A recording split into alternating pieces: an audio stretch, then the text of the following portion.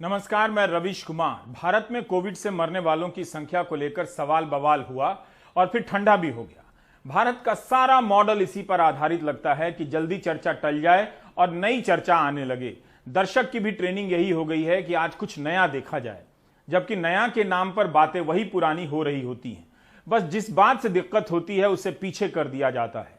15 मई को प्रधानमंत्री ने राज्यों से कहा कि अगर संक्रमित मरीजों की संख्या अधिक है तो अधिक बताइए।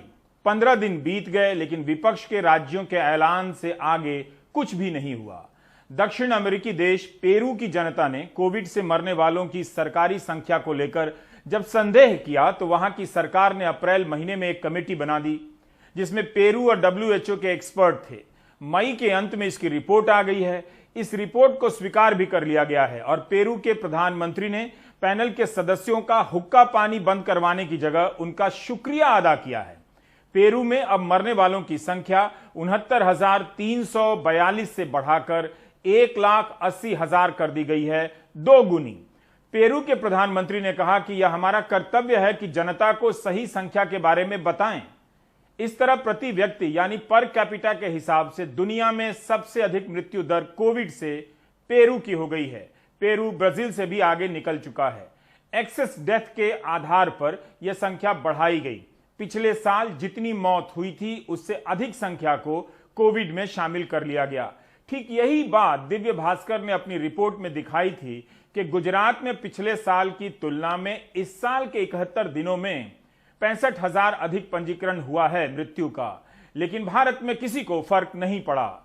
पेरू का उदाहरण यह बताने के लिए नहीं दिया कि नैतिकता की राजधानी भारत में नहीं है, इसलिए दिया कि जब पेरू कर सकता है तो भारत क्यों नहीं मरने वालों की गिनती फिर से कर रहा है। क्या हम कभी जान पाएंगे कि कोरोना से कितने लोग मरे, या दिन भर इसी फिराक में रहेंगे कि कैसे भी दूसरा मुद्दा आ जाए ताकि डिबेट बदल जाए। 28 दिसंबर को रूस ने मरने वालों की सरकारी संख्या 57,000 से बढ़ाकर 1,80,000 कर दी। अक्टूबर 2020 में मैक्सिको के national centre for preventive programmes and disease control ने मरने वालों की संख्या में 50,000 की वृद्धि कर दी, लेकिन मैक्सिको ने अपने आधिकारिक आंकड़े में बदलाव नहीं किया। कम से कम वहां एक संस्था तो है जो अपनी सरकार से अलग बात करती है। मैक्सिको में सभी मृतक के मृत्यु प्रमाण पत्र की समीक्षा की गई है। अमेरिका में भी national institute of allergy and infectious disease के निदेशक फाउची ने माना है कि इसमें तो कोई शक ही नहीं है कि अमेरिका में कोविड से मरने वालों की मौत की गिनती कम हुई है, लेकिन वह यह नहीं मानते कि वॉशिंगटन यूनिवर्सिटी के अनुसार 9 लाख लोग मरे होंगे। कम से कम मानते तो हैं कि मौतों की गिनती कम हुई है। यहां तक कि पिछले साल अप्रैल में चीन के वुहान में भी कोविड से मरने वालों की संख्या बढ़ाकर डबल कर दी गई थी। चलिए, पेरू की तरह नहीं, मैक्सिको और अमेरिका की तरह नहीं, लेकिन क्या कभी भारत में ब्रिटेन की तरह कदम उठाए जा सकते हैं? पिछले हफ्ते ब्रिटेन की सरकार के पूर्व सलाहकार डोमिनिक कमिंग्स ने संसद की हेल्थ एंड साइंस कमेटी के सामने बयान दिया कि प्रधानमंत्री जॉनसन और स्वास्थ्य सचिव ने देश से झूठ बोला है। प्रधानमंत्री जॉनसन मीडियाबाजी करते रहे, लोगों को सही इलाज नहीं दिया, टेस्टिंग और टीकाकरण में देरी की।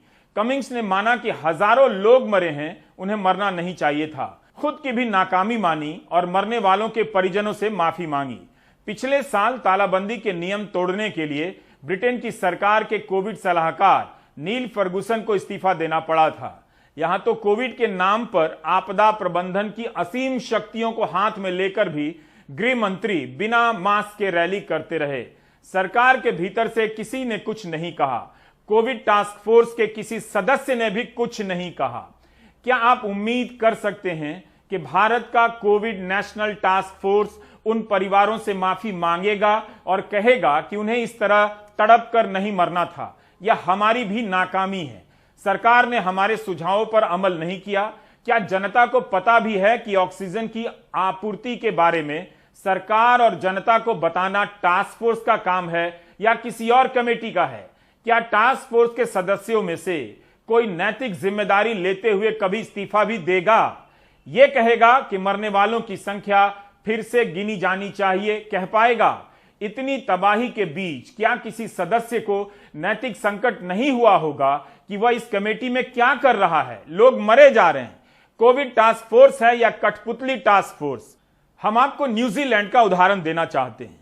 न्यूजीलैंड की प्रधानमंत्री जेसिंडा अर्डर्न तो कोविड को लेकर फेसबुक लाइव और हर दिन प्रेस से बात करती रही। प्रधानमंत्री जेसिंडा प्रेस कॉन्फ्रेंस में स्वास्थ्य मंत्रालय के मुख्य कार्यकारी अधिकारी एशली ब्लूमफील्ड के साथ आती थी। न्यूजीलैंड के स्वास्थ्य मंत्रालय में ही एग्जीक्यूटिव लीडरशिप टीम बनी है जिसके 20 सदस्य हैं। प्रधानमंत्री और ब्लूमफील्ड ही कोरोना से जुड़े फैसलों की आधिकारिक घोषणा करते हैं। अभी भी ब्लूमफील्ड ही मीडिया के सवालों का विस्तार से जवाब देते हैं और खुलकर बोलते हैं। न्यूजीलैंड के जो कोरोना वायरस के खिलाफ सक्सेस है वो सभी देशों के लिए एक मॉडल होना चाहिए और वो तीनों पिलर से बने हुए हैं जो है political leaderships, medical leaderships and science based planning. New Zealand में अगस्त 2020 से कोरोना बिल्कुल नहीं है। हमें सोशल डिस्टेंसिंग, मास्क पहनने की अभी जरूरत नहीं है।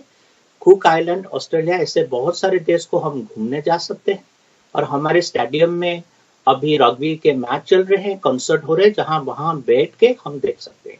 ये सारे सक्सेसफुल इसी तीन पिलर के वजह से हुआ।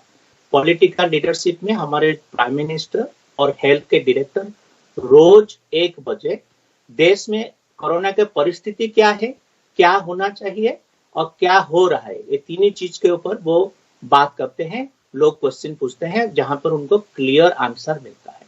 मेडिकल लीडरशिप तय करती है कि लॉकडाउन कब होगा और कब खुलेगा। ये पब्लिक हेल्थ और मैथमेटिकल मॉडल्स को लेकर बनाया जाता है।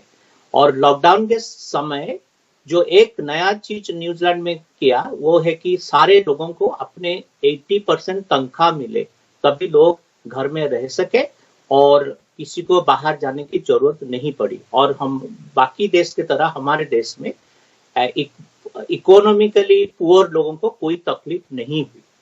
उसके बाद साइंस बेस्ड प्लानिंग जो है वो थर्ड पिलर है जिसमें zero tolerance towards fake science रहा। जैसे किसी देश में क्लोरोक्विन, काउडोंग, गोमूत्र, ऑक्सीजन, इसके सारे चीज के ऊपर जो फेक साइंस है वो न्यूजीलैंड में इसके लिए जीरो टॉलरेंस थी। दूसरे है कि कंप्लेसेंसी नहीं रही। हमारे गवर्नमेंट की कोरोना कंट्रोल होने के बावजूद अगस्त 2020 में हम लोग वैक्सीन के ऑर्डर दिए और जनवरी 2021 में हम लोग उसको देश भर में शुरू किए। और उसके बाद एक दूसरा चीज रहा जहाँ की कांस्टेंट विजिलेंस। जैसे ही हम लोग को पता चला कि इंडिया में बहुत बड़ा भयंकर वो होने की चांस है तो मार्च में न्यूजीलैंड सरकार ने इंडिया से लोगों को आने का बंद किया और बहुत जोर से वैक्सीन की रोल आउट शुरू हो गई। इसी तरह no complacency, zero tolerance to fake science और पॉलिटिकल मेडिकल लीडरशिप, ये तीनों चीज से ही न्यूजीलैंड की सक्सेस बनी और ये सभी देश के लिए एक मॉडल होना चाहिए। Now, a COVID-19 technical advisory group was formed. Interestingly, it was headed by Dr. Ian Town, who was the chair of that particular group. And who is he? He is the chief science advisor.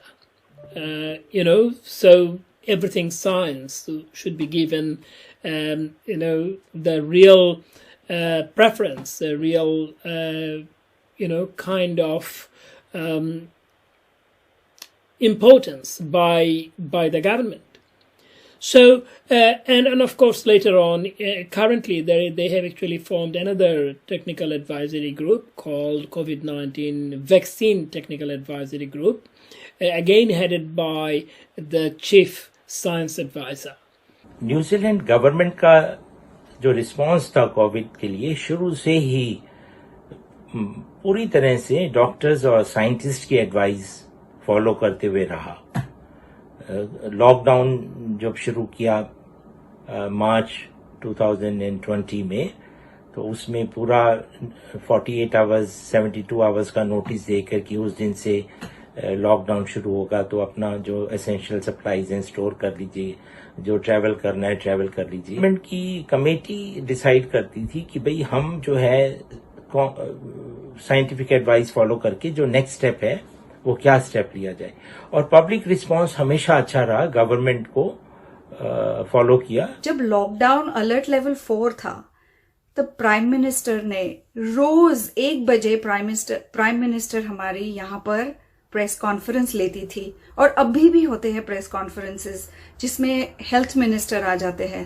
पर जब we were in full lockdown, जब prime minister रोज देशवासियों के साथ खुद बात करती थी कि कैसे हो आप, कैसे हो, कैसे रहना है, कितनी कोविड की केसेस हैं, किसको क्या तकलीफ हुई है, because we are a team of 5 million and we should all be with each other, looking after each other. कि ऐसे नहीं कि मैं इंडिविजुअल हूं तो मैं अपने घर में रह के खुद का ख्याल रखूं। No, I should also be worried about my neighbour, I should also be worried about other people, and I have to make sure जो मैं करती हूँ, मास्क पहनती हूँ, मैं सोशल डिस्टेंसिंग करती हूँ, ये सब मेरे खुद के लिए नहीं है पर दूसरों के लिए भी है। ब्लूमफील्ड ने पिछले ही हफ्ते कहा कि उन्हें लगता है कि 3 से 5 साल तक तालाबंदी जैसे प्रतिबंध रहेंगे। किसी ने उन पर नकारात्मक होने का आरोप नहीं लगाया और न ब्लूमफील्ड ने कोरोना को हरा देने जैसा बोगस दावा किया। न्यूजीलैंड की जनता को पता है कि इस महामारी की लड़ाई का कमांडर कौन है। भारत में टास्क फोर्स का वैज्ञानिक यह बात बोल देगा तो उसकी बात को काटने के लिए टास्क फोर्स के दूसरे वैज्ञानिक प्रेस कॉन्फ्रेंस करने लग जाएंगे। करना पड़ेगा, हेडलाइन मैनेज हो जाएगा। भारत में अगर आप कोरोना से संबंधित बयानों को इंटरनेट में सर्च करेंगे तो आपको कई चेहरे मिलने लगेंगे। प्रधानमंत्री अलग से बोल रहे हैं, स्वास्थ्य मंत्री बोल रहे हैं, परिवहन मंत्री बोल रहे हैं, रक्षा मंत्री का भी बयान है, नागरिक उड्डयन मंत्री तो दवा ही लॉन्च कर रहे हैं, पर्यावरण मंत्री का बयान है, विदेश मंत्री तो बोलेंगे ही, रसायन व उर्वरक मंत्री और कानून मंत्री का भी बयान है, और भी ना जाने कितने मंत्री और राज्य मंत्री कोरोना पर ज्ञान देते मिल जाएंगे। सरकार के अलावा पार्टी के अध्यक्ष, बीजेपी के अध्यक्ष और प्रवक्ता भी अपने अपने दावे करते नजर आते हैं। जिस वक्त महाराष्ट्र के अमरावती में लॉकडाउन हुआ था तब दूसरी लहर की बात चल पड़ी थी, लेकिन उसी के आसपास बीजेपी की कार्यकारिणी में कोरोना को हराने के लिए प्रधानमंत्री को धन्यवाद का प्रस्ताव पास किया जाता है। इसके अलावा परिवहन मंत्री और स्वास्थ्य मंत्री रामदेव की तथाकथित दवा के लॉन्च में जाते हैं और बताया जाता है कि कोरोना से लड़ने के लिए है, लेकिन आईसीएमआर आज तक इस दवा को प्रस्तावित नहीं करता है कि आप ले लीजिए। कोरोना के खिलाफ लड़ाई को एक जन आंदोलन में बदल दिया। आज भारत दुनिया के उन देशों में से है जो अपने ज्यादा से ज्यादा नागरिकों का जीवन बचाने में सफल रहा है। The war against COVID, I think that's the most important thing, which unfortunately few in our profession are also not able to understand and appreciate. दिसंबर तक 216 करोड़ डोसेस यानी 108 करोड़ लोगों का वैक्सीनेशन कैसे होगा,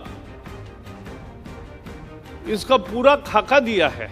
किसी बात की डिमांड ज्यादा होती है और सप्लाई कम होता है तो प्रॉब्लम क्रिएट होता है। तो ये वैक्सीन वाली कंपनी एक के बजाय 10 लोगों को लाइसेंस दे और रॉयल्टी भी ले, कोई सेवाभावी करके ना करे। हमारे यहाँ जितनी वैक्सीन प्रोडक्शन की हमने एंटिसिपेट की थी उससे ज्यादा now we have made the arrangement. तय करना मुश्किल हो जाता है कि कोविड की लड़ाई गृह मंत्रालय लड़ रहा है या परिवहन मंत्रालय लड़ रहा है, स्वास्थ्य मंत्री की जानकारी सही है या नागरिक उड्डयन मंत्री की। महामारी से लड़ने में नाकाम होने पर दुनिया भर में 8 से अधिक स्वास्थ्य मंत्रियों ने इस्तीफे दिए हैं और देना भी पड़ा है। जॉर्डन के स्वास्थ्य मंत्री तो बिल्कुल ही नैतिकता में भारत से पिछड़े साबित हुए, जिन्होंने ऑक्सीजन की कमी से 6 लोगों की मौत के कारण इस्तीफा दे दिया। कम से कम एक बार भारत के स्वास्थ्य मंत्री को फोन ही कर लेते, वो बता देते कि दिल्ली के अस्पतालों में 50 से अधिक लोग ऑक्सीजन की कमी से मर गए। इस्तीफा देने का तो ख्याल भी नहीं आया। नैतिकता के सेंट्रल विस्ता का पिस्ता बनाकर कहीं चबाया जा चुका है तो वह देश भारत है। पिछले साल सितंबर में चेक गणराज्य के प्रधानमंत्री ने महामारी के विशेषज्ञ रायमुला को नया स्वास्थ्य मंत्री बना दिया। कोविड से निपटने में नाकामी के कारण स्वास्थ्य मंत्री को इस्तीफा देना पड़ा। दक्षिण कोरिया में महामारी के बीच में स्वास्थ्य मंत्री को बदल दिया गया और Korea health industry development institute के प्रमुख को नया स्वास्थ्य मंत्री बना दिया गया। जर्मनी में तालाबंदी का फैसला 26 सदस्यों की समिति के सुझाव के बाद लिया जाता है। इस ग्रुप में इतिहासकार हैं, दार्शनिक हैं, वकील हैं, शिक्षक हैं और नैतिकता के विद्वान भी, जो हर पहलू पर विचार कर तालाबंदी के फैसले पर पहुंचते हैं। तालाबंदी के अंकुश को हटाने का फैसला भी यही कमेटी करती है। जर्मनी की कमेटी में एथिक्स के एक्सपर्ट हैं, नैतिकता के। यह सवाल पूरी तरह नैतिकता का ही है कि दूसरी बीमारी के मरीजों के लिए अस्पताल और ओपीडी बंद कर दी जाए। लेकिन भारत में तो अस्पताल बंद करने और कोविड रिजर्व करने से पहले इस तरह का संकट भी किसी को नहीं हुआ होगा।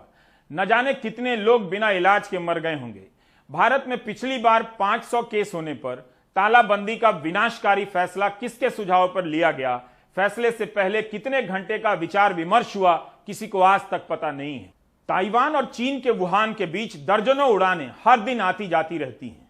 ताइवान ने तो 31 दिसंबर 2019 को ही चीन से आने वाली उड़ानों को सीमित कर दिया था, जिस दिन चीन ने वुहान में संक्रमण की खबर पहली बार WHO को दी थी। यह उस समय की बात है जब कोरोना का नाम कोविड-19 तक नहीं पड़ा था। 2003 के सार्स के अनुभवों से सीखकर ताइवान ने नेशनल हेल्थ कमांड सेंटर बनाया है। 20 जनवरी 2020 को ही यह कमांड सेंटर शुरू हो चुका था। सेंट्रल एपिडेमिक कमांड सेंटर ही फैसले लेता है और लागू करता है। ताइवान के स्वास्थ्य मंत्री इस कमांड सेंटर के कमांडर हैं। ताइवान के राष्ट्रपति ने भारत के नेताओं की तरह ज्यादा हार्ड वर्क तो नहीं किया है, लेकिन लंदन स्कूल ऑफ इकोनॉमिक्स से PhD की है और उपराष्ट्रपति वहां के महामारियों के विशेषज्ञ हैं।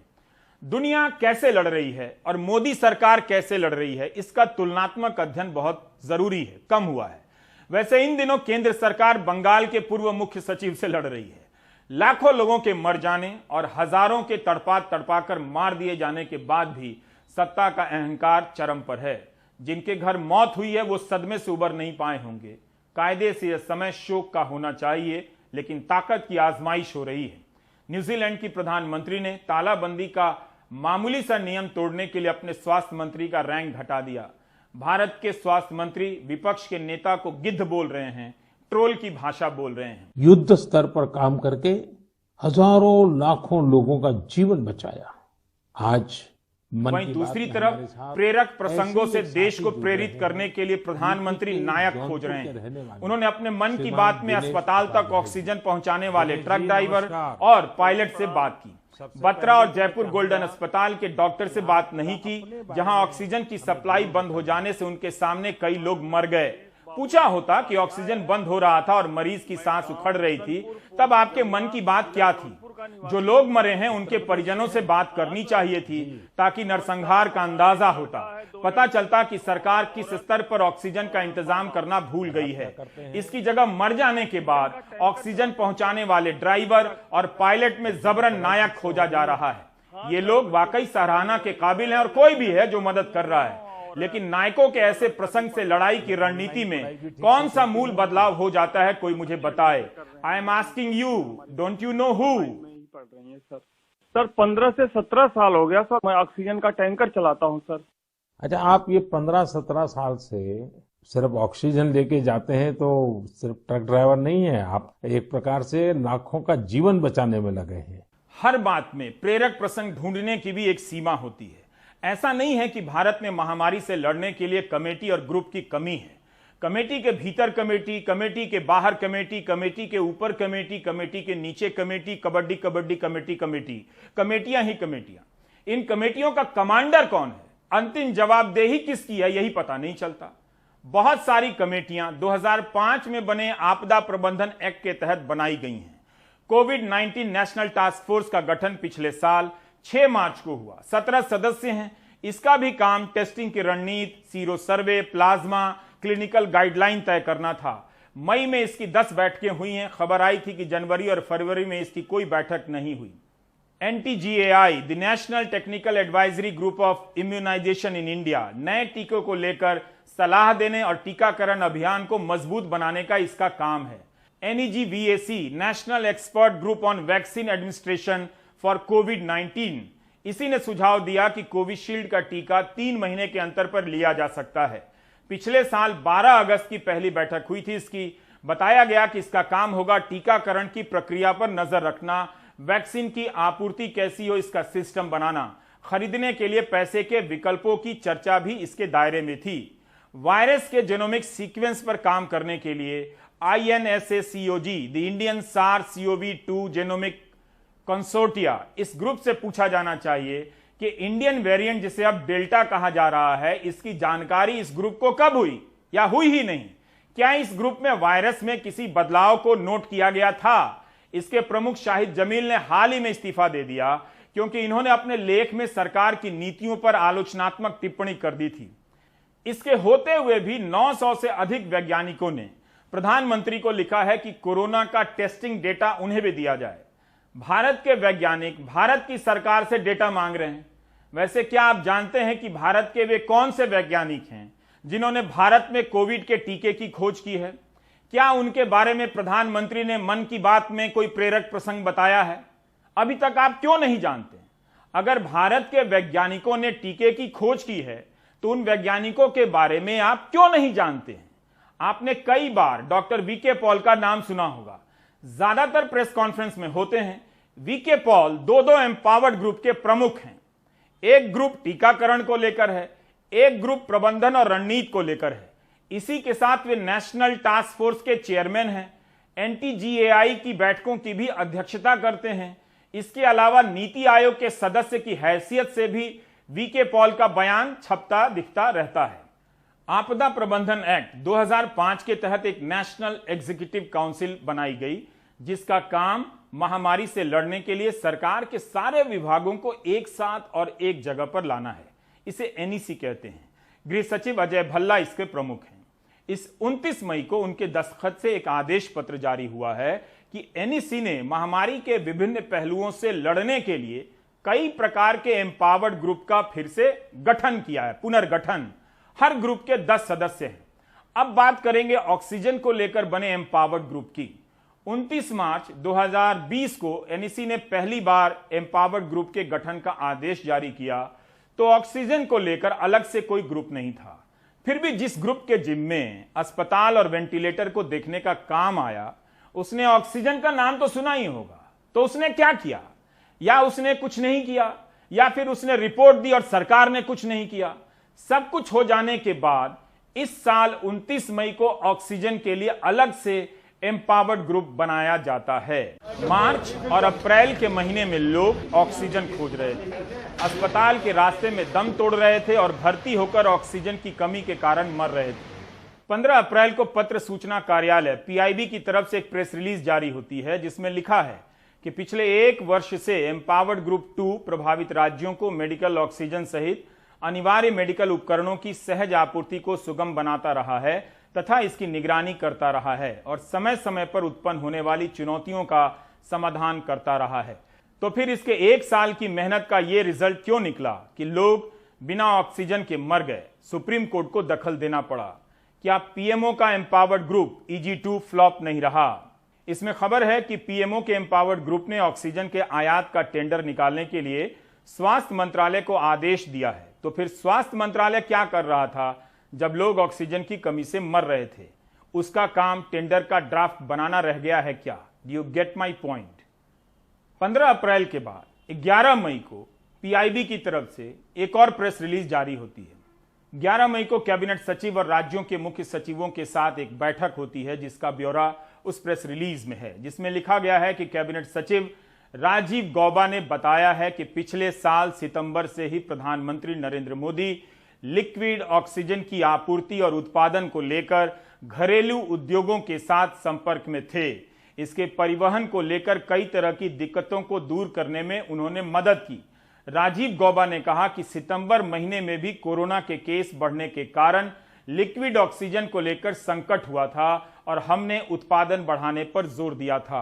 मुझे समझ में नहीं आता है कि जब एम्पावर्ड ग्रुप ऑफ मिनिस्टर्स पहले ही बना दिया गया था जिसको ऑक्सीजन आपूर्ति पर देखना था, तो अब ये नई समिति का गठन और नए ग्रुप का गठन करके क्या साबित करने की कोशिश करी जा रही है? कितनी लीपापोती करी जाएगी, ये मैं जानना चाहती हूँ मोदी सरकार से।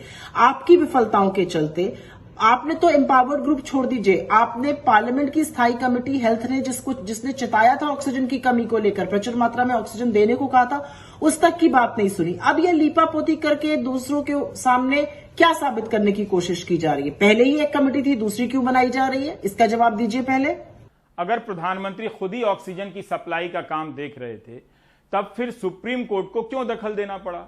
क्यों 9 मई को सुप्रीम कोर्ट को ऑक्सीजन की सप्लाई सुनिश्चित करने के लिए 12 सदस्यों का एक task force, national task force बनाना पड़ा। जब नेशनल टास्क फोर्स बन गया है तब फिर गृह मंत्रालय 29 मई को ऑक्सीजन की आपूर्ति के लिए एक और एम्पावर्ड ग्रुप क्यों बनाता है? तो इस तरह से हम कोविड की लड़ाई लड़ रहे हैं। अब यह गृह सचिव का आदेश पत्र है, 29 मई का पत्र है। इसमें लिखा है कि ऑक्सीजन की आपूर्ति और प्रबंधन को लेकर एक एम्पावर्ड ग्रुप बनाया जा रहा है, जिसकी अध्यक्षता परिवहन सचिव करेंगे। तब तक राज्यों ने अपना इंतजाम शुरू कर दिया। दिल्ली और राजस्थान जैसे राज्य चीन से सिलेंडर खरीदने का ऑर्डर देने लगे। कमेटी बनती रही, लोग मरते रहे। बहरहाल भांति भांति के टास्क फोर्स हैं, भांति भांति के एम्पावर्ड ग्रुप हैं और भांति भांति की कमेटियां हैं। कोई कमेटी स्वास्थ्य मंत्रालय की है तो कोई गृह मंत्रालय की तो कोई पीएमओ की। बस यही पता नहीं चलता कि इस युद्ध का कमांडर कौन है। साफ पता चलता है कि कोई एक कमांड सेंटर नहीं है। यही नहीं, बिना कमांडर की अलग अलग इन टुकड़ियों की जानकारी नागरिक को कैसे मिले, इसके लिए कोई मुकम्मल वेबसाइट नहीं है जहां सारी सूचनाएं अधिकृत रूप से एक जगह मौजूद हों।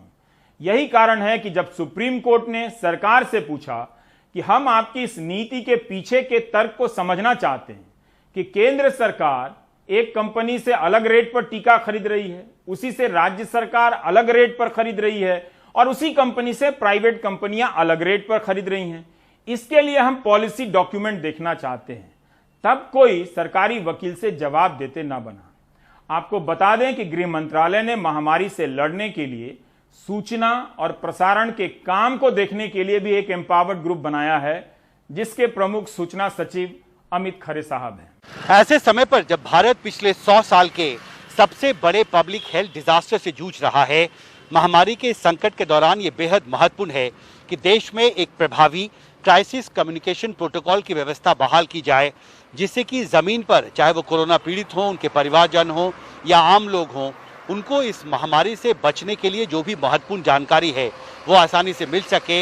इलाज की नई सुविधाएं जो हैं वो आसानी से एक्सेस कर सकें। अगर किसी को टीकाकरण कराना है तो वो जानकारी उन तक आसानी से पहुंचे। इसके लिए एक इंटीग्रेटेड वेब प्लेटफॉर्म बनाना बेहद ज़रूरी होता है।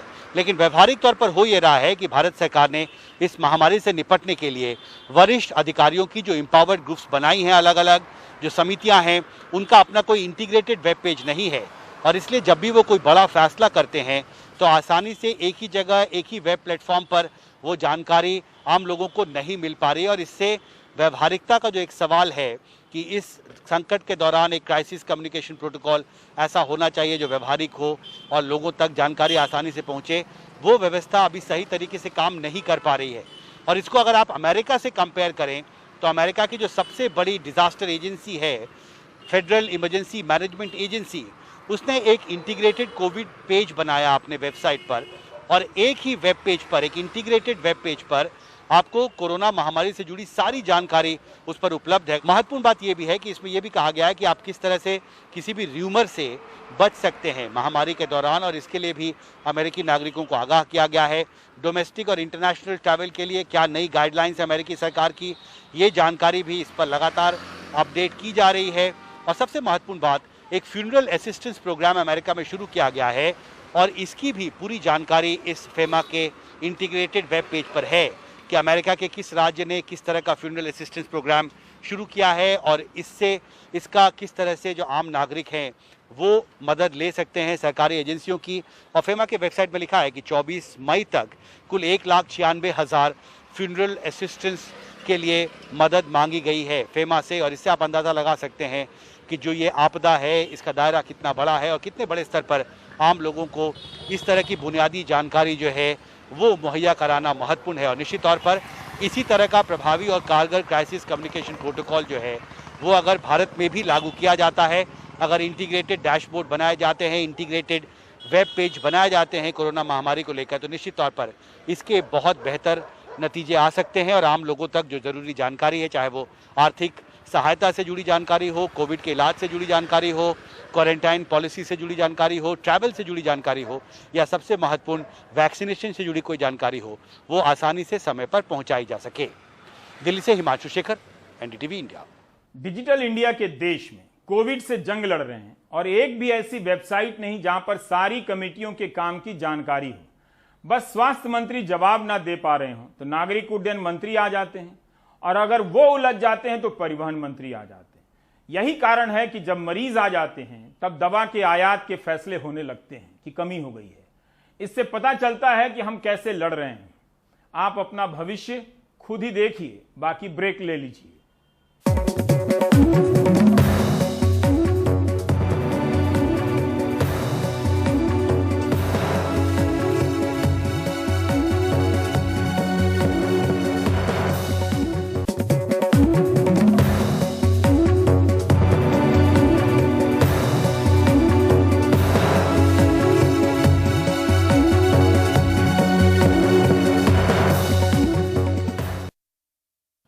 महाराष्ट्र में संक्रमण के मामले भले कम हो रहे हों, लेकिन जिस रफ्तार से बीते 60 दिनों में बच्चे संक्रमित हुए हैं, यह आंकड़ा हैरान करता है। 2 महीनों में बच्चों में संक्रमण के मामले 332% बढ़े हैं। मुंबई में मई महीने में 9 साल तक के 9 बच्चों की जान कोविड से गई है। 4 साल का एक बच्चा सिर्फ 3 दिन के बुखार के बाद सीधे वेंटिलेटर पर चला गया। पूजा भारद्वाज की रिपोर्ट। 4 साल का ये मासूम 7 दिनों से वेंटिलेटर पर है। एंटीबॉडी पॉजिटिव है। 3 दिन के बुखार में ही हालत बेहद नाजुक हुई। स्पर्श चिल्ड्रन हॉस्पिटल के डॉक्टरों की टीम इसे बचाने की मुहिम में जुटी है। 2 ही दिन में इसका जो चेस्ट है ना सर, जो लंग्स जो है उसका लंग्स एकदम स्टिफ हो गया है। इस वजह से बच्चा ऑक्सीजन नहीं ले पा रहा है। अगले दिन ही तुरंत इसको वेंटिलेटर में रखना पड़ा और पता चला कि इसका कंडीशन जो है नेक्स्ट मतलब बहुत वर्स्ट हो चुका है, जिसके लिए डॉक्टर बता रहे थे कि इसको मतलब जान बचाना मुश्किल है। बट फिर भी डॉक्टर इरफान अली टीम और डॉक्टर शाह एंड टीम ने 24 आवर केयर लेके इसका जो भी ट्रीटमेंट करने के बाद अभी फिलहाल बच्चे का जो हेल्थ है अभी थोड़ा सा इम्प्रूव हुआ है। बट बच्चा अभी भी काफ़ी क्रिटिकल है। आइनोट्रॉप्स वगैरह भी लगा है बच्चे को, तो काफ़ी क्रिटिकल है। लेकिन स्टोरी ये है इसमें कि बच्चा 3 दिन की तकलीफ में डायरेक्टली वेंटिलेटर पर पहुंच गया। तो अभी कैसा है, ये मैसेज पेरेंट्स के लिए है, बिकॉज इतना खराब, इतने कम टाइम में इतना खराब होना वो एक्सपेक्ट भी नहीं करता है कोई। तो अभी 3 दिन का फीवर और अभी 4थे दिन पे वेंटिलेटर डायरेक्टली। तो अभी ऐसे में क्या करना है, अगर बच्चों फीवर हाई ग्रेड है, बच्चा डल लेथार्जिक है, सांस लेने में तकलीफ है, तुरंत ही हॉस्पिटल में जाके दिखाना चाहिए। महाराष्ट्र में बच्चों में संक्रमण के 60 दिनों के आंकड़े चौंकाने वाले हैं। 1 अप्रैल से 29 मई तक 10 साल तक के 99,006 बच्चे कोविड पॉजिटिव हुए हैं। अप्रैल महीने में 51,648 और मई महीने में 47,358। मई में 10,494 कोविड पॉजिटिव बच्चे 4 साल से कम उम्र के हैं। बीते साल की पहली कोविड लहर में कुल 67,110 बच्चे संक्रमित हुए थे। इस साल सिर्फ 5 महीनों में ही 1,28,827 बच्चे पॉजिटिव हो चुके हैं, पिछले साल से 92% ज्यादा। इस साल के अप्रैल और मई महीनों में बच्चों में संक्रमण के मामले 332% बढ़े हैं। बीएमसी डैशबोर्ड की माने तो मुंबई में मई महीने में 9 साल तक के 9 बच्चों की कोविड से मौत हुई है। 2020 में बच्चों में एक्यूट कोविड इन्फेक्शन बहुत कम हुआ था। कोविड इन्फेक्शन की वजह से पहले 14 दिन में बच्चे को एडमिट करने की जरूरत कम पड़ी थी, और बच्चों में जो एक्यूट कोविड इन्फेक्शन है उसमें न्यूमोनिया इतना नहीं लगा था। उसकी कंपैरिजन में अगर देखा जाए तो इस साल में हम देख रहे हैं कि बच्चों को भी एडल्ट की तरह न्यूमोनिया हुआ है। कुछ बच्चों को एडमिट करने की जरूरत पड़ी है और उनको मेडिसिन मॉनिटरिंग और आईसीयू का केयर भी लगा है। कुछ बच्चों में एक्यूट कोविड में भी अलग अलग प्रकार के प्रेजेंटेशंस देखे गए हैं, जैसे किसी को लंग एब्सेस हुआ है, किसी को गले में बड़ी बड़ी गांठें हो गई है, किसी को एब्सेस फॉर्मेशंस हुए हैं, किसी को हार्ट पे असर हुआ है, और उनको कोविड के जो वार्ड्स है उसमें रख के हमको उसका ट्रीटमेंट देना पड़ा है। इधर महाराष्ट्र के अहमदनगर जिले में सिर्फ मई महीने में 1 से 18 साल के 9,928 बच्चे और किशोर संक्रमित हुए हैं। जिले में बच्चों के लिए कोविड वार्ड बनने लगे हैं। नगर डिस्ट्रिक्ट में पिछले 2 महीने में अप्रैल और मई में ओवरऑल पॉजिटिविटी ज़्यादा थी। उस कंपैरिजन में 8 से 10% नॉर्मल कोर्स में बच्चों का भी इसमें पॉजिटिविटी रेट 8 to 10% तक था। इसमें कोई ऐसे मेजर सीरियस कोई इंसिडेंसेस नहीं थे, लेकिन इस वायरस की एक स्प्रेडेबिलिटी की वजह से पूरी फैमिली पॉजिटिव होती थी।